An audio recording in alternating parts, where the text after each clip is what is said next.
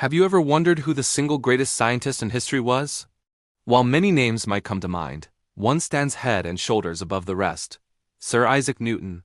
This is the man who gave us the laws of motion, universal gravitation, and calculus. He didn't just contribute to science. He fundamentally built the framework for modern physics. But who is the man behind these revolutionary ideas? Was he just a genius sitting under an apple tree? The story of Isaac Newton is far more complex, dramatic, and fascinating than you might imagine. Join us as we peel back the layers of history to uncover the life of the man who forever changed how we see the universe. Isaac Newton's journey began under humble and somber circumstances. He was born prematurely on Christmas Day 1642 in Woolsthorpe, a small village in Lincolnshire, England. His father, also named Isaac, had died 3 months before his birth. His mother, Hannah, described him as so small at birth that he could have fit inside a quart mug. When Isaac was just 3 years old, his mother remarried a wealthy clergyman and moved away, leaving young Isaac in the care of his maternal grandmother.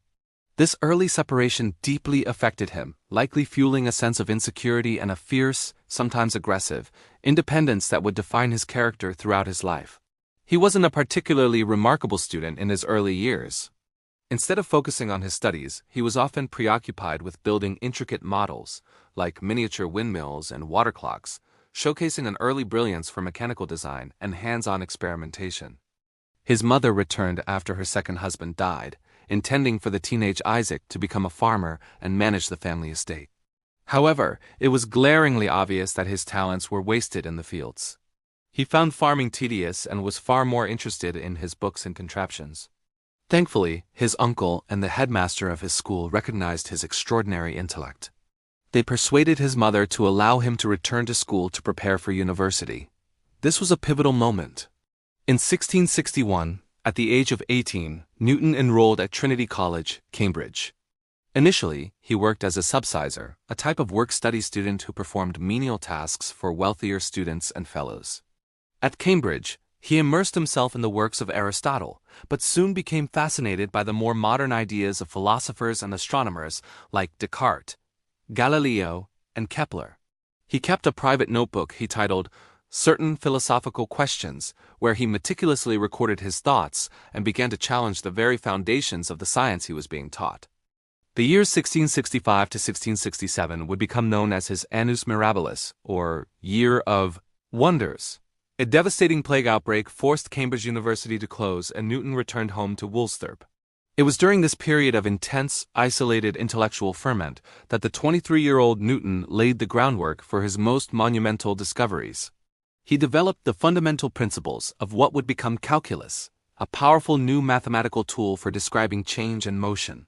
He conducted groundbreaking experiments with prisms, demonstrating that white light is not pure, but is actually a composite of all the colors of the spectrum. And of course, this is when the legendary apple incident is said to have occurred.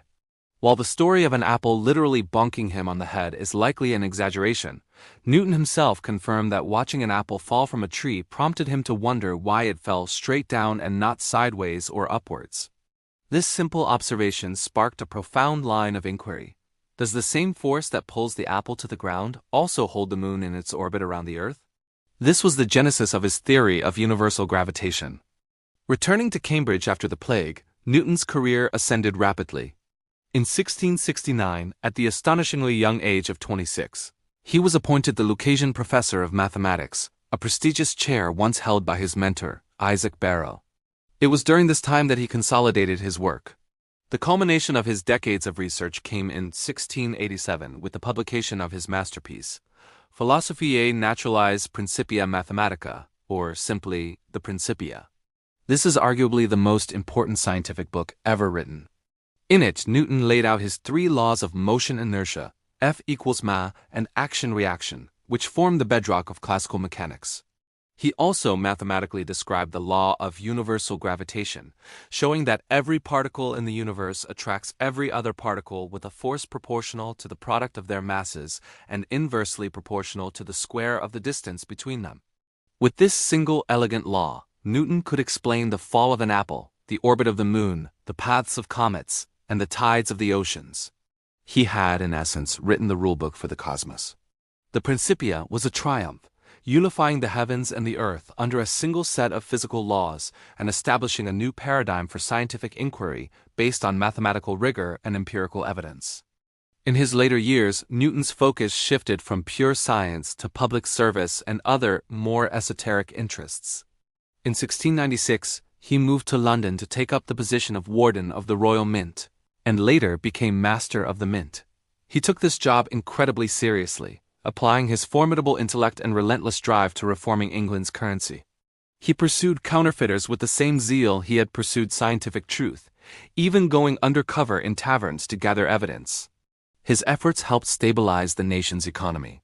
He was also elected president of the Royal Society in 1703, a position he held until his death, ruling over the scientific community with an iron fist.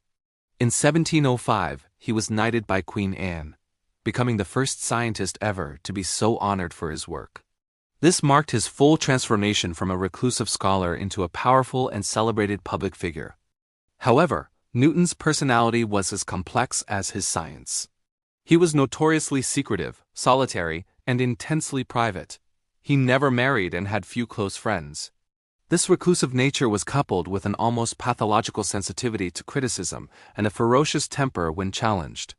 His disputes with other great minds of his era are legendary. He engaged in a bitter and protracted priority dispute with the German philosopher Gottfried Wilhelm Leibniz over the invention of calculus.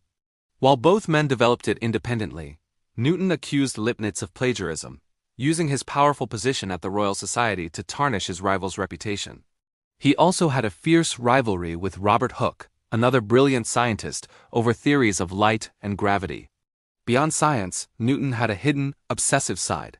He spent countless hours on alchemy, the ancient quest to turn base metals into gold, and on radical theological studies, trying to decipher what he believed were hidden prophecies within the Bible. He wrote over 1 million words on these subjects, far more than he ever wrote on science, a fact that complicates our image of him as a purely rational figure. Sir Isaac Newton died in his sleep in London on March 20, 1727, at the age of 84. He was given a state funeral and buried with great honor in Westminster Abbey, a final testament to his unparalleled status in British society. His legacy is frankly immeasurable.